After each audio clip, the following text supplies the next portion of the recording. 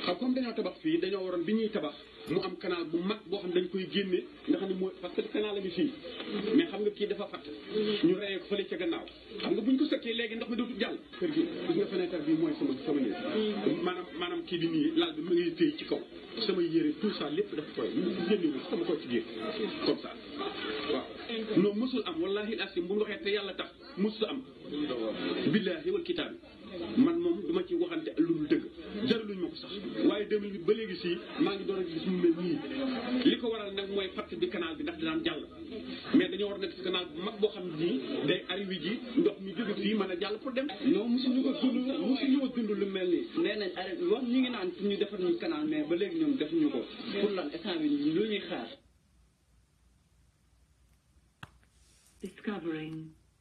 Voilà donc sama gars yi loolu mooy situation bi nga xam ne suñu mbokk yi dëkk banlieue côté arène nationale bi situation boobu la ñu dund actuellement mu nekk lu métti loo xam ni dafay firndeel rek li ñuy wax chaque jour n'est-ce pas ñu koy wax chaque jour après ñu naan ñu waaye da ngeen di wax rek da ngeen di wax mais c'est la vérité Macky Sall li nga def li ñu gis ni ci ay inondation ci ay désespoir population riveraine yi mooy wone mooy prouver que ça n'a pas été pensé le projet n'a pas été bien fait et c'est à l'instar de tout lépp loo xam ne def nga ko ci parax parce que en fait danga talul woon sax liggéeyal askan wi bëgg à 100 bëgg tout de suite ci ñaari at nga tabax loo xam ne nga mun a wax ni am naa bilan parce que c'est comme la cigale et la fourmi gis nga boo waxee ñi jàng école tubaab dafa am benn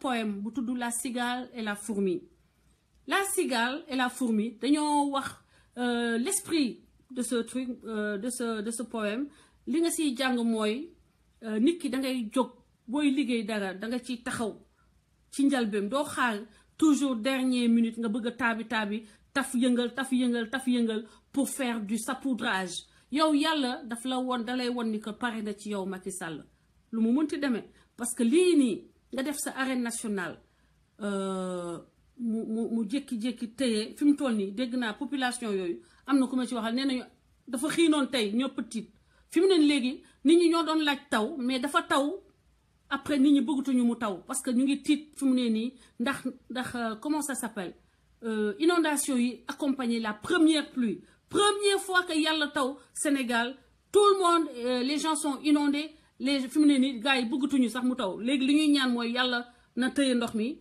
ba ñoom ñu jéem a xool naka la ñuy lijjante seeni meuble seeni télé seeni lal yi nga xam ne tout est enfoui dans les eaux Macky Sall léegi nag yaa ngi tëj ay nit ay doomu Sénégal rien que pour que tu aies un deuxième mandat Khalifa Sall pour finir muy troisième point suñu live bi tey Khalifa Sall tëj nga ko yaa ngi ko sa procureur tëj nga ko 5 ans pour l'empêcher d'être candidat au présidentiel léegi nga foog ni Macky Sall loolu dafay renforcer nit ñi niñ la bëggee wala dafay renforcer nit ñi luñ la bañee lan moo tax mu ngay déglu Tanor nulaar la moo tax ba Abdou Diouf dem opposition mais xanaa yow dangaa fàtte Tanor moo tax PSD Tanor a tué Abdou Diouf moo def ba Abdou Diouf Sénégalais yi bañ ko 2000 kenn mënatul woon xool sax kanamu Abdou Diouf alors benn mu fexe ba PS ba Abdou Diouf wàccee ba léegi PS nekk dans l'opposition nga yaakaar ni ko Tanor yow mën na la fal président te ba muy toll ci diggu ndawam toll ci diggu dooleem toll ci diggu puissance am il n'a été avec tout ce que le PS parti état qu'il a reconstitué parce que comme ni ko sama grand waxee sànq ci benn texte am c'est le parti état démb yow pourquoi l'état sénégalais doit aller à la déclaration de candidature deux candidats à la présidentielle waa APR on peut comprendre mais pourquoi les ministres de l'état ñëpp tëj seeni bureau dem toog ak yow foofu noonu ngay wax ay waxu picc ngeen di fecc ngeen di def yi seeni fu ñàkk fayda alors que ces heures-là même yow Macky Sall tu t'es payé pour t'occuper des affaires du Sénégal pas des affaires du candidat Macky Sall donc ça c'est des heures indues on vous a payé des heures yoo xam ne vous avez été faire autre chose que li tax ba Sénégalais yi fay leen. Alors ce parti État qui a fait que on a vomi Tanor, on a vomi Abdou Diouf, on a vomi tout ce qui touche au PS mooy tax ba yow on va te c'est-à-dire que yow xam nga ni premier tour nga tegoon ko ci yoon 10% boo ko amee 15% fa ngay yem. ndax yow Macky Sall man ñu tegal ma béyu Casamance ak yow Macky Sall man ma votel béyu Casamance bi mu nekk ci pale bi naan mais sax moo ma gënal.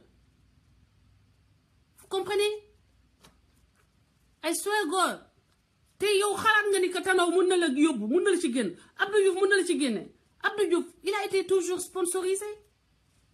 Il a été toujours sponsorisé jusqu'à amul foo xam ni l'histoire rapporte que amul foo histoire rapportée Abdou Diouf réalisait quelque chose par lui-même.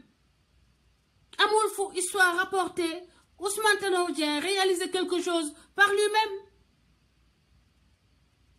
Et toi, tu penses que eux, ils vont réaliser quelque chose pour toi? Mais ils vont échouer, ils vont t'échouer comme ils ont échoué à eux-mêmes à rester au pouvoir. Et c'est tant mieux. Tu as réuni tous les éléments du cocktail qui permet que nga jóge ci pouvoir bi. Et on a besoin d'avoir un autre Sénégal.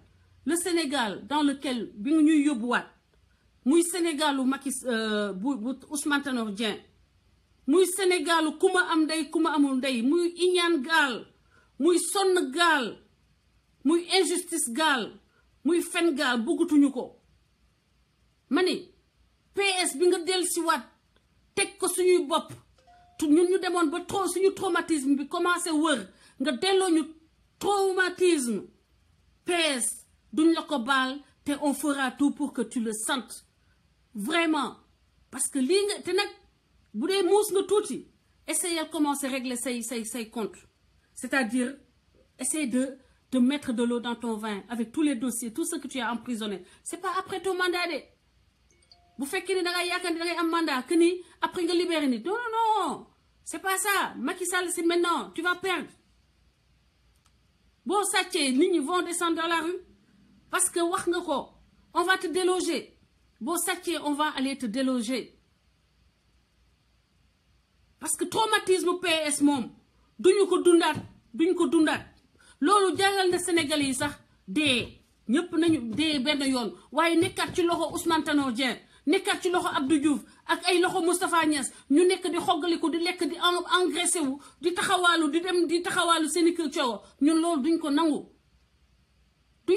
parce que dañ yàlla daf ñoo musal loolu ñu génn ci. On ne va pas retourner à l'ère du PS.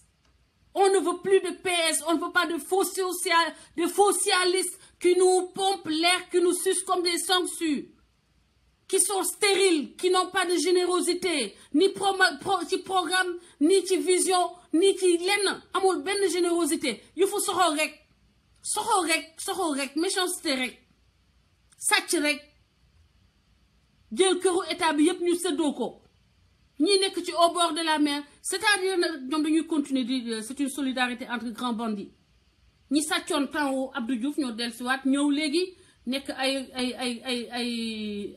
xawma ay grands sëriñ lañu xawma lan ñëw bokk nañ ci ñi lay jàppale mais kër yooyu terewul dina am génération buy ñëw boo xam ne ils vont récupérer ces maisons et j'espère man duma sonn ci Sénégal mënuma sonn lu weesu li ma Macky Sall teg duma sonn lu weesu li ma Ousmane Tanor Dieng teg ak parce que moom moo doon gouverner à la place de Abdou Diouf donc duma sonn nee naa la boo teg leen béyu Casamance ak Macky Sall man ma votel béyu Casamance bi au moins on a dina lekk gazon bi tuuti comme ça am lu mu njëriñ sénégalais yi parce que boo jëlee béy nga dugal ko biir palais bi dina lekk tuuti les herbes qui vont les herbes sauvages mais Macky Sall lan la ñuy njëriñal fi mu toll nii ban njëriñ la ñu amal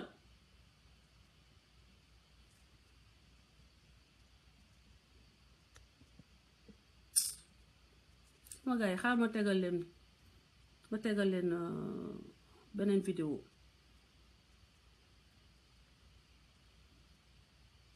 mënu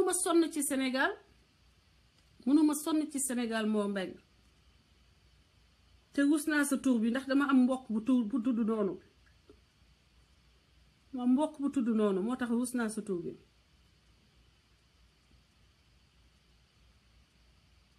dama bokk ci ñi ko fal tant que wàccul damay am l'impression mais bayu Casamance dafa wang dafa am kii you know xaw ma asantetik xaw ma turc lu muy wut sama live ma bloqué la yow nga jóge fi may leen ma tuuti ma teg benn live boo xam ne en l'honneur de Assane Diouf parce que nee naa leen combat bi lépp lu may xeex rek tey jàppal ni que je me bats en même temps pour Assane Diouf parce que teg nañ ko injustice boo xam ni je pense que le prochain président de la République sera assez merci beaucoup soppe yi yéen ñi yónnee message et tout di remercier bu baax sëñ Bousso bi ma waxal tey ci suba di remercier bu baax toutes les personnes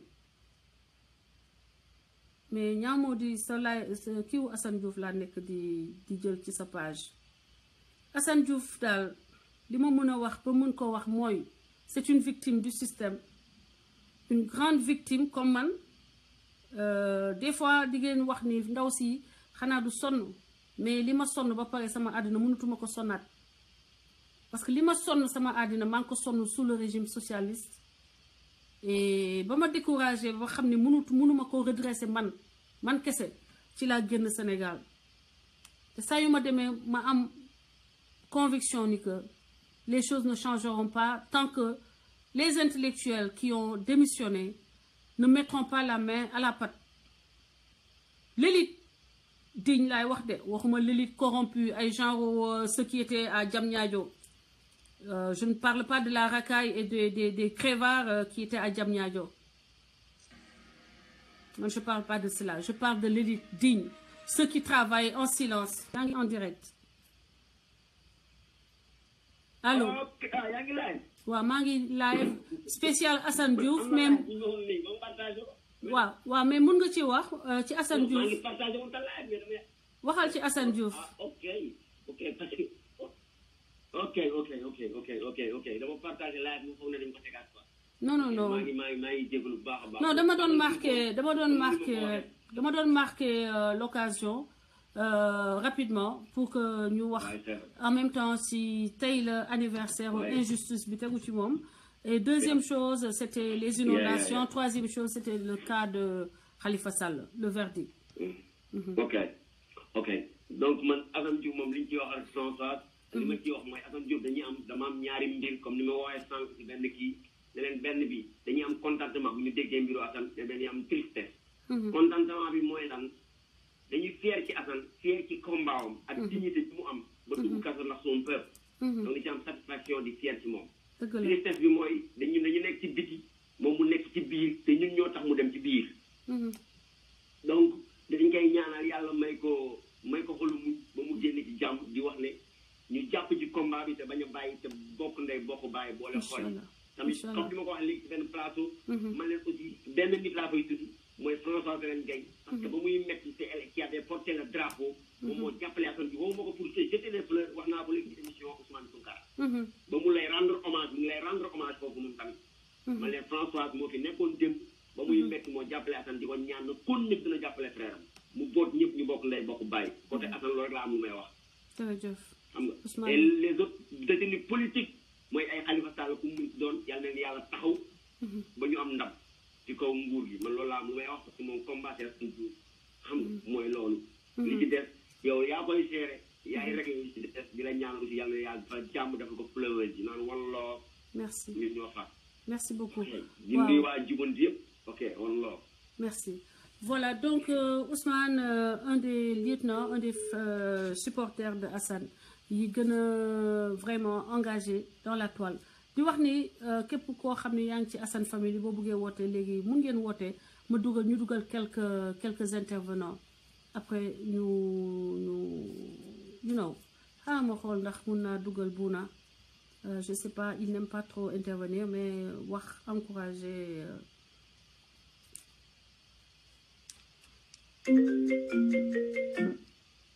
Assalamu alaikum. Allô. Assalamu alaikum. Ça va bien, kokan la, tout bi? Oui, maa ngi en live en direct. Da nga bëgg participer ci live bi? Oui, ça va, let's go. Ah, let's go, comment vas-tu? Oui, ça va bien, merci. Ça va, waaw. Léegi lan mooy sa participation? Alors, ñun suñu participation ñoo ko bëgg a jox ndax depuis bi nga commencé live ba léegi ñoo ngi ànd ak yow ci live bi. Tey nag moom suñu participation dañu commencé ci Assane Diouf rek ñoo ngi koy ñaanal suñu borom fu mu nekk rek yàlla génneel ko fa quoi. Amiin. loolu la ñuy am pour l'instant lu ñuy wax ci Assane parce que xam nga Sénégal moom dafa nekk réew boo xam ne moom dëkku yaama neex la dal. Dëgg la.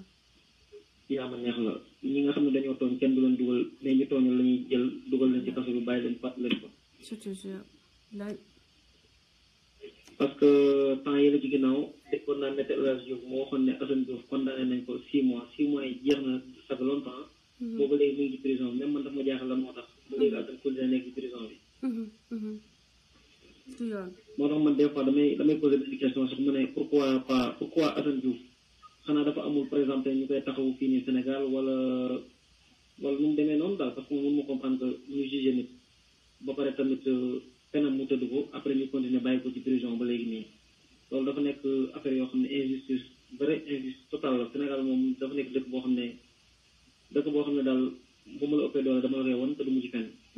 dëgg la non mais xam nga injustice bi mu ngi commencé Sénégal ba Macky Sall yegsee def CREI def liste mu créé la CREI def liste CREI bi mu jël ci kenn la ci seppi muy doomu ancien président celui qui l'a fait gannaaw yàlla ka ko def mu nekk nit ka ko tabax mu doon jëmm ju nit mën a am fu mu lu mu koy rusee kooku la njëkk togoxal doomu kooku la njëkk togoxal ay nitu kooku la njëkk togoxal te ba mu leen di togoxal tam xamoon na ñan la mën a àndal pour mën a togoxal Ablaye Wade ñoom la seppi mooy ñi nga xam ne ñoo dugaloon Ablaye Wade ñoo nekkoon di def insolence nekkoon di def ay njuuj njaaj ak xaalis bi ba Sénégalais yi mer ci ñu def ko association de malfaiteurs journaliste fen baal leen ma ci waxin bi journaliste fenkat yi ànd ak Macky Sall ñu jàll fësal loolu ñooñu doon def ci yu bon daal di wax ni lépp Ablaye Wade la ñëpp daal di taxaw ba ci man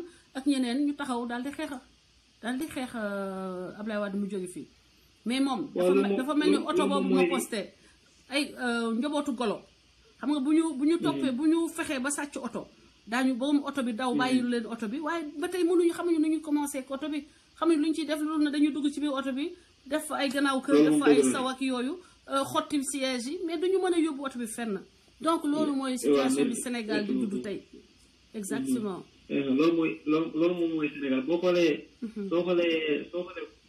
moom ki nga xam ne moom moo nekkoon papa muy Ablaye Wade moom la def lu ko metti te da koy akkam dina ko dal beneen nit bu mu mën a def lu ko metti kon warul nekk benn déception ci Sénégal yi ndaxte wax nañu xam suñu président ñun dañu am ban jikko la am parce que boo xoolee avant muy toog ñun daf ñu nax war nañu kanamu innocent mu génn ci gouvernement Ablaye Wade ñun ñu yërëm ko man yow ak keneen dañu ran bëggante ba so modèle ko pour mu falu parce que dañu yaakaar ne bu fal ko dina nekk président bi nga xam ne mooy gën ci Sénégalais yi man de def naa ci temps Macky Sall loo xam ne dootuma ko defati sama àddina dama jël billet d'avion man sama billet d'avion laa jël dem Sénégal ne doylu wax ci Facebook bi sax doyuma damay wàcc Sénégal campagne pour que lii jeex xam nga man noonu laa mel su ma jàppee ci benn affaire damay bëgg mu sotti dama bëgguma di échouer ci lu may def dem muy sama koñ muy fu mu mënti nekk ba ñu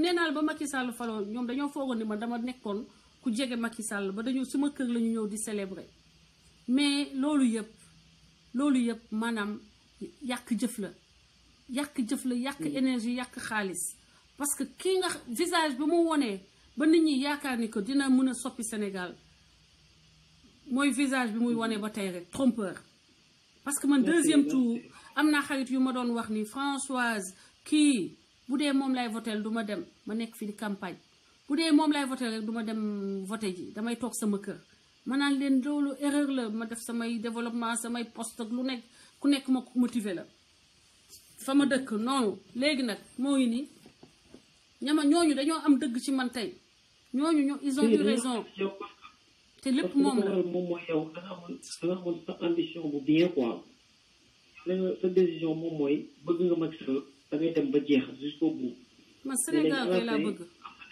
am nga di déception ñi nga xam ne ñoom nga poussé woon ba ñu doon fate instant bii nii dañuy am dëgg sa kaw parce que Sénégal moom moo demee noonu Sénégal da ngay yaakaar nit nga topp ko à la fin nga dem gis dafay décevoir ndax boo nekkul président lu nekk dañuy taxaw di ko wax ba bu ñu nekkee def campagne ndax nit ñi jox nit ñi 1000 francs jox nit ñi 2000 ñu dem voté ji comprendre nga tey maa ngi doon seetaan benn émission ci Tunkara maa ngi gis benn waay bu ñu invité woon foofu muy expliqué ay jaar-jaar yoo xam ne ci Macky Sall bi avant muy nekk président Macky Sall dem seeti woon Macky Sall pour mu jox ko mu may ko ñaata la wax 9000 francs la ko Macky Sall jox te moom mi ngi jógee Fatick Macky Sall jox ko 9000 francs pour mu retourner Fatick pour sensibiliser nit ñi mobiliser nit ñi ensuite pour ñu mën ko voter ci élection yi xam nga affaire yooyu dafa nekk affaire yoo xam te boobu bi Macky Sall toogee ba léegi nii tegul bët Macky Sall xamu ko gisu ko comprendre nga mooy ñoom seen intérêt lañ fi nekkee ñu Sénégal dañ ko war a yeewu ñu xam ne nit ku nekk da nga am sa ay besoin da nga am say activité nit nag bu fekkee da nga bàyyi sa activité ci benn jour muy jour élection nga bàyyi lépp dem voter nit ñoom dañu war a xam ne nit ñi dañuy sonn ci ñoom dañuy daw guddeeg bëccëg am na ñoo xam ne dañuy xuloo ngir Macky Sall dañuy xeex ngir Macky Sall dañuy xeex ngir keneen mais léegi bu ñu demee ba nga xam ne loolu gisatuñ ko ñun ban président lañ war a wóolu wala ban candidature lañ war a ban candidat lañ war a wóolu pour élection ñëw ñu ànd ak moom dem voter ko da ngay à la fin da ngay wax ne da ngay wax ne man duma ko fas dama war a toog bañ a voter quoi loolu ngay wax. Non, on va continuer la lutte, hein. On va continuer la lutte de principe. Ku nekk ku mën a jëli carte dama jëli sa carte li bon mooy nga war a jëli sa carte jëli woo ko nga war a voter demoo ñi am carte nañu wax nañu dem jëli seen i carte waxtaan leen seen i mbokk ñu jël seen carte devoir boo xam ne ñun citoyen yi dañ ko war a def comprendre nga boo meree nit li nga mën mooy sa benn carte boobu noonu même bu fekkee ne du folle Macky Sall jël ko dem voter ko voter contre. D'accord. fu ñu waxee yow di nga am droit wax ndaxte yow voté woon ko contre. Effectivement. comprendre nga. Effectivement. foofu rek lay taxaw ci Macky Sall ba pare di ñëw ci affaire inondation bi dama ko seetaan dans le journal TFM. mais après dama am lu ma métti quoi ndaxte dama gis ne ñoom chaque jour dañuy defar li nga xam ne moom moo leen arrangé déranger population bi ndaxte man mënu ko ma gëm nga ñëw tabax. nga ñëw defar benn arène boo xam ne yaa ngi ne def nga ci plus de 30 de milliards te li nga wax noonu sax ñëpp déggu nañ ne xam ne Sénégal xaalis bu mu def foofu noonu moom 10 milliards la fa def loolu la ñu wax il paraît leen la ñu def chinois yi ñoo ko couvrir léegi yow yaa ngi xalaat arène bi nga xam ne moom nga defar mais nit ñi nga xam ne ñoom ñoo nekk entour kii bi arène bi xalaatoo leen ba instant bii nii ay moor am ci nit ñi génn seen kër yi xam nga coono yooyu noonu yow ëllëg si biir boo jàkkaarloo ak suñu borom lan ngay war a wax lan ngay wax. Macky Sall loolu moom du souci c'est un égoïste moom intérêt boppam ba pare démb mu def benn mitin di fecc foofu di wax ne gars yi moom instant bii ñoom jëruñu solo seen bopp pare naa ba pare ci affaire parrainage bi. waaw mais nag dafa am benn gis nga dafa am olof Ndiaye benn mot bu mu wax daf ne. ñu jël benn tox tànge day mel ne aaju di faju. wolof Ndiaye moom moo wax loolu te na nga ko bàyyi xel bu baax li ma la wax. parce que instant bii nii ñoom ñi ngi damu di feete di def lu nekk parce que ñoom yaakaar nañu ne élection yi gagné nañ ko ba pare mais yàlla xam na ne Macky Sall incha allah rabi na 2019 ñun fii la ñu war a voté en Europe ndax fii la ñu inscrire bu ñu fekkee Sénégal barki borom dara ba ñu tourné fii ñoo fekk uniquement pour voter pour contre même bu fekkee suñu carte boobu du def benn changement dañ koy ñëw def. def suñu devoir xam na ñun contre nañ. en tout cas li ma leen mën a wax li ma lay wax yow di ko wax tous les compatriotes qui sont dans la diaspora ku ci nekk fexeel ba ay côté janvier au moins décembre janvier ngeen wàcc Sénégal maa leen ko ñaan xam nga lu tax dama bëgg ku ci nekk ci yéen impliqué wu koñam fa mu dëkk parce que yenn saa yi boo nekkee au loin mën na jafe pour que nga wax ak sa waa koñ wax ak sa waa dëkk mais boo demee sur le terrain wax ak nit ñi dina changer lu bëri donc sénégalais yi arrangez-vous ba décembre janvier période pré-élection yi ngeen wàcc Sénégal en masse yéen waa diaspora seeni congé yóbbu leen ko ci date yooyu mu nekk lu ma leen di ñaan mu nekk benn plan d'action benn challenge boo xam ni loolu moo leen di permettre ngeen lever challenge boo ma leen waxoon muy benn immigré fait voter au moins 20 Sénégalais contre Macky Sall chaque immigré fait voter au moins 20 Sénégalais donc ku ci mën a wàcc Sénégal rek xam nga ni boo wàccee sa koñ xëy na dootoo yem ci 20 di nga yegg ba 50 dina am ñoo xam dañ dem ba 100 parce que yàlla def live boo leen ma woowee day couper live bi donc ku ci loo dee am nga au moins 50 di nga am 50 personnes yow mun a voté loo te ma leen di wax ni xeex bii mooy xeexu Assane Diouf de bu leen gént ni Macky dina bàyyi Assane Diouf comme ça yaa leen di génne Assane Diouf yaa leen di génne Khalifa Sall kaso bi yaa leen di génne tous les prisonniers politiques def leen loolu seen bopp Macky Sall amul kenn ku mu ciy bàyyi te élection yi parewul lii ngeen gis nii mu koy def boo leen buggee mu dagg def leen li nañu taxaw jàppante te ñu teg égo yi fële man je tends la main à tous ceux qui veulent travailler jubbanti Sénégal rek tends la main à tous les citoyens waxuñu ay ni fii ñun parti nii de dañuy ànd pour que ñu def plan d'action yii sur le terrain que mu nekk loo xam ne day tax ba suñu xeex bi day leer naññ day leer naññ Aïda Barry on n'est pas amis je pense pas je pense pas qu'on soit copines right je ne pense pas t'avoir déjà vu dans ce live parce que j'ai une très bonne mémoire j'ai une mémoire visuelle et quand je vois un nom ndax jàngalekat la moo ma yàq donc ne me posez pas de questions de ce genre-là d'autant plus que gisuma la nga ni ma bonjour Françoise merci c'est les b.a.-ba de l'éducation quand on arrive dans une maison on dit bonjour avant d'adresser la parole aux gens voilà je suis de la vieille école j'ai été bien éduquée et c'est comme ça qu'on m'a appris à me comporter avec les gens su ma ne woon wax ak yow tey dama lay nuyu ba pare doog a wax ak yow ok donc ceci étant dit c'est pour nañu retourner à nos moutons mooy lan sénégalais yi nga xam ni xam nañu Sénégal conditions yi mu nekkee nii gis ngeen seeni mbokk les pieds dans l'eau gis ngeen